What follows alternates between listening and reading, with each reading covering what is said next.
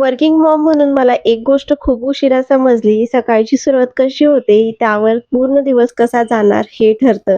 नमस्कार मंडळी, नवीन एका व्लॉगमध्ये तुमच्या सर्वांचं खूप खूप स्वागत आहे.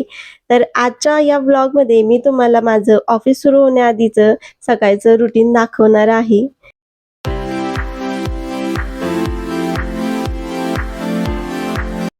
पूर्वी मी सकाळी उठल्यापासून फक्त धावपळच करत असायचे. सगळं काम वेळेवर व्हायचं, पण त्यामुळे दिवसभर थकवा आणि चिडचिड सुद्धा व्हायची. मग मी माझ्या रुटीनमध्ये काही छोटेसे बदल केले आणि आज त्याच छोट्या सवयी तुमच्यासोबत शेअर करते. कदाचित त्यातली एखादी सवय तुम्हालाही उपयोगी पडेल. मी शक्यतो मुलांच्या आधी उठण्याचा प्रयत्न करते, कारण मला जाणवलं मुलं उठल्यावर आपल्याला 1 मिनिटही मिळत नाही. म्हणून 20-30 मिनिटं मी माझ्यासाठी आणि घरासाठी ठेवते. आज मला जास्त काही स्वयंपाक करायचा नव्हता, म्हणूनच हा व्हिडिओ मी शूट करायला घेतलाय. नाहीतर पूर्ण स्वयंपाक, नाश्ता वगैरे सकाळी करायचा असेल तर व्हिडिओ शूट करणं पॉसिबल होत नाही. आज उपवास असल्यामुळे मी साबुदाणा खिचडी बनवणार होते आणि मुलांच्या टिफिनसाठी साबुदाणा अप्पे बनवायचे ठरवले होते. तसे मुलांना साबुदाणा खिचडी खायला खूप आवडते, पण म्हटलं आज टिफिनसाठी साबुदाण्याचे अप्पे बनवू आणि हे अप्पे मी आज फर्स्ट टाईमच बनवणार होते. काल रात्रीच मी शेंगदाणे भाजून ठेवले होते. पूर्वी मला वाटायचं आता खूप दमले, उद्या सकाळी करू आणि काल सुद्धा मला खूप लेट झाले होते. रात्री 11 वाजता मी हे शेंगदाणे वगैरे भाजून घेतले. पण रात्रीची 10 मिनिटाची तयारी सकाळचा अर्धा तास वाचवते आणि हा छोटासा बदल सुद्धा मला खूप उपयोगी ठरत आहे. दुसऱ्या दिवशीची प्रिपरेशन थोडी मी आदल्या दिवशीच करून ठेवत असते. स्वयंपाक करताना मी आता घाई करत नाही, कारण घाई केली तर आपल्याकडून काही ना काही चूक होतच असते आणि मग वेळ अजून जास्त लागतो. हळू काम केलं तर ते वेळेत होतंच. हे मला आता माझ्या अनुभवातून मी शिकले आहे. एक सवय मी नक्की पाळते, की उठल्या-उठल्या 1 ग्लास पाणी प्यायचं आणि अंघोळीनंतर सुद्धा पुन्हा 1 ग्लास पाणी प्यायचं. कारण पूर्ण रात्रभर आपली बॉडी डिहायड्रेट झालेली असते. त्याच्यामुळे सकाळी हे पाणी पिलेलं खूप चांगलं असतं. पूर्वी ही सवय मला नव्हती, पण आता ही सवय लावल्यापासून मला स्वतःमध्ये खूप फरक जाणवतो आणि याच्यामुळे पित्त वगैरे काही होत नाही. तुमच्यापैकी किती जण आहेत ही सवय पाळतात मला कमेंटमध्ये नक्की सांगा. तोपर्यंत श्रीहरी सुद्धा उठून आला. आपण कितीही लवकर उठून आवरायचे म्हटले तरी मुलं आपल्या पाठीमागे लगेच उठून येत असतात. मुलं उठली की मी माझी कामं 2 मिनिटं बाजूला ठेवते आणि त्यांना वेळ देत असते. असं म्हणतात की मुलांचे उठल्यानंतर पहिले जे 5 मिनिटं असतात ते खूप महत्त्वाचे असतात आणि त्यावेळी तुम्ही त्यांना कसं हँडल करता याच्यावर त्यांचा मूड आणि दिवसभराचं बिहेवियर डिपेंड असतं. त्याच्यामुळे मुलं उठली की पहिले 5 मिनिटं मी त्यांच्यासाठीच देत असते. कारण त्यांची मग दिवसभर चिडचिड वगैरे कमी होते. तसे रवा अप्पे वगैरे मी बनवत असते नेहमीच. लाडूला खूप आवडतात. पण साबुदाण्याचे अप्पे आज मी पहिल्यांदाच बनवणार होते. खूप दिवस झालं मी पाहिले होते. मला एकदा म्हटलं बनवून पाहू कसे लागतात आणि आता आषाढी एकादशी सुद्धा येणार आहे. मग त्या दिवशी सगळ्यांचेच उपवास असतात. म्हणलं त्या दिवशी आपल्याला ट्राय करता येईल. मुलं खाणार आहेत म्हणून याच्यामध्ये मी मिरची वगैरे काही टाकली नाही. कारण हिरवी मिरची वगैरे लाडू आणि श्रीहरीला एवढी जमत नाही. तर इथे भिजवलेल्या साबुदाण्यामध्ये 2 छोटे बटाटे मी उकडून घेतले होते. ते स्मॅश करून घेतले. त्याच्यामध्ये थोडंसं मीठ आणि थोडासा कूट टाकून चांगले हे मिक्स करून घेतले आणि त्याच्यानंतर याचे छोटे-छोटे गोळे बनवून घेतले. काही ठिकाणी उपवासाला जिरे खातात, पण आम्ही नाही खात त्याच्यामुळे मी याच्यात नाही टाकले. पण उपवास जर नसेल तर तुम्ही जिरे नक्कीच टाका. जिऱ्याने पण चांगली टेस्ट येते. मुलांसाठी स्वयंपाक करताना एक गोष्ट शिकली, की आपल्याला आवडतं म्हणून नाही, तर त्यांना जे सहज खाता येईल ते बनवलं, की अर्धी लढाई जिंकल्यासारखंच असतं. शक्यतो मी मुलांना टिफिनमध्ये अशाच गोष्टी देते, जे त्यांना स्वतःच्या हाताने खाता येतील. त्यामुळे मुलं सुद्धा त्यांचा टिफिन पूर्ण संपवूनच येतात आणि मग घरी आल्यावर दुपारी मग आपल्यासोबत चपाती भाजी वगैरे मी त्यांना खाऊ घालते. आज पहिल्यांदाच हे साबुदाण्याचे अप्पे बनवले आणि खरंच खूप छान झाले होते. मला तर हे खूप जास्त आवडले.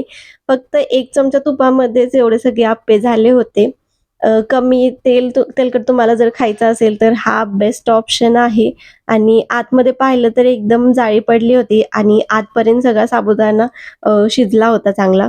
तोपर्यंत आता लाडूसुद्धा उठली होती. मग या दोघांना नाश्ता करायला दिला आणि अप्पे बनवले म्हटल्यावर लाडू तर आज खूपच खुश झाली होती, कारण तिला अप्पे खायला खूप आवडतात. दोघं नाश्ता करत होते तोपर्यंत मी त्यांचा डबा भरायला घेतला. डबा भरताना नेहमी विचार येतो, की आज हे डबा पूर्ण संपवतील का? आई झाल्यावर लक्षात येतं की स्वतःपेक्षा मुलांनी पोटभर खाल्लं की आपल्याला जास्त समाधान मिळतं. लाडूच्या पप्पांना पण आज ऑफिसला जायचं होतं. मग त्यांचा सुद्धा टिफिन पॅक केला आणि किचनमधलं माझं सगळं काम आवरल्यावर या दोघांचं आवरायला घेतलं. दोघांना अंघोळ वगैरे घातली. या दोघांना तयार करणं म्हणजे रोजचं एक छोटंसं मिशनच आहे. कारण लाडू तर बऱ्यापैकी एका ठिकाणी थांबते, बसते आणि आवरून घेते. पण श्रीहरी एका ठिकाणी थांबत नाही. त्याला त्याच्या पाठीमागे पळून-पळूनच त्याला कपडे वगैरे घालावे लागतात. असं म्हणतात ना, मुलं तुमच्या आयुष्यात आल्यावर तुम्हाला बरंच काही शिकवतात. तसंच एक गोष्ट मी शिकले, की मुलांपेक्षा आधी आईनं शांत असणं खूप जास्त गरजेचं आहे. आपण शांत राहिलं तरच घरातलं वातावरण शांत राहतं.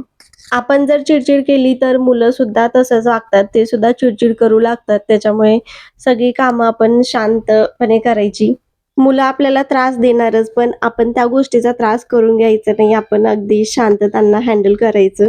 मगच सगळं सोपं जातं. नाहीतर खूप अवघड आहे. दोघांना स्कूलमध्ये सोडून आले आणि किचनचं राहिलेलं काम करायला घेतलं. कारण त्या दोघांना सोडून आल्यानंतरच मी किचन आवरायला घेत असते. सकाळी लवकर सगळं किचन वगैरे आवरून माझं होत नाही. फक्त त्यांचे टिफिन वगैरे बनवून होतात. त्यांचं आवरते, त्यांना स्कूलला पाठवलं. त्यानंतरच मग मी किचन आवरायला घेत असते. किचन आवरायला घेतानाच मी कपड्याची मशीन सुद्धा सुरू करते. म्हणजे किचन आवरून घर आवरेपर्यंत कपडे सुद्धा होतात आणि सगळंच काम मग उरकून जातं. दोघांना स्कूलमध्ये सोडून आल्यानंतर अजिबात मी बसत वगैरे नाही. कारण एकदा बसलं की आपल्याला पण आळस येतो. त्याच्यामुळे मी लगेच किचन, कपडे, घर स्वच्छ करणे हे सगळं अर्ध्या तासातच म्हटलं तरी चालेल. सगळं आवरून घेते आणि नंतरच मग काही असेल ते करत बसते. माझी सगळी कामे आवरेपर्यंत मशीनमध्ये कपडे सुद्धा धुवून झाले होते. मग पटकन ते वाळत घातले. आजकाल कधी पण पाऊस येतो, एकदम ढगाळ असं वातावरण असतं. त्याच्यामुळे कपडे आधी मी लवकर धुवून घेत असते म्हणजे दिवसभर ते वाळतात. चहा मी पीत नाही, पण कधी-कधी कॉफी घेत असते. मग एक कॉफी बनवली आणि YouTubeचं काम सुद्धा करायला घेतलं. तुमच्या कमेंट्स वाचताना मला खूप छान वाटतं. कधी एखादा कमेंट इतका पॉझिटिव्ह असतो, की दिवसभराचा थकवाच निघून जातं आणि असं वाटतं, की आपण इतकी मेहनत करतोय, ते तुम्हाला आवडते, हे पाहून मला खूप छान वाटते. अजून मग व्हिडिओ बनवायला मला मोटिव्हेशन भेटतं. आवड म्हणून हा मी YouTubeचा प्रवास सुरू केला होता आणि तुम्ही अगदी फॅमिली मेंबर सारखे मला कमेंट करून सांगता, कधी सजेशन देता, कधी अप्रिशिएशन करता आणि हे सगळं पाहून मला खरंच खूप छान वाटतं आणि मला खूप आनंद होतो आणि अजून चांगले व्हिडिओ बनवण्यासाठी मला मोटिव्हेशन सुद्धा भेटतं. त्याच्यामुळे थँक यू सो मच. अशाच कमेंट्स करत जा आणि अजून कोणत्या टॉपिक्सवर तुम्हाला व्हिडिओ पाहायला आवडतील हे सुद्धा मला कमेंटमध्ये नक्की सांगा. त्यानंतर मी टेबल वगैरे क्लीन करून घेतला कारण ऑफिसच्या लॉगिनची वेळ झाली होती. माझ्यासाठी इथून दिवसाची दुसरी शिफ्ट सुरू होते. पण सकाळची कामं वेळेत झाली की ऑफिसचं कामही मन लावून करता येतं. चला तर मग ब्लॉग इथेच एंड करते. भेटू नेक्स्ट ब्लॉगमध्ये. व्हिडिओ आवडला असेल तर चॅनलला सबस्क्राईब करा. बाय.